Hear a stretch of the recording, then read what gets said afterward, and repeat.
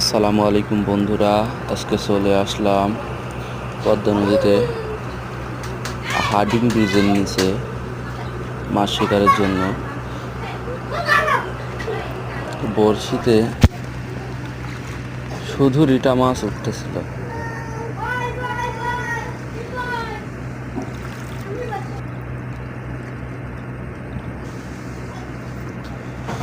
যেহেতু নদীর মাছ ছোট বড় সব রকম মাছ আছে, তো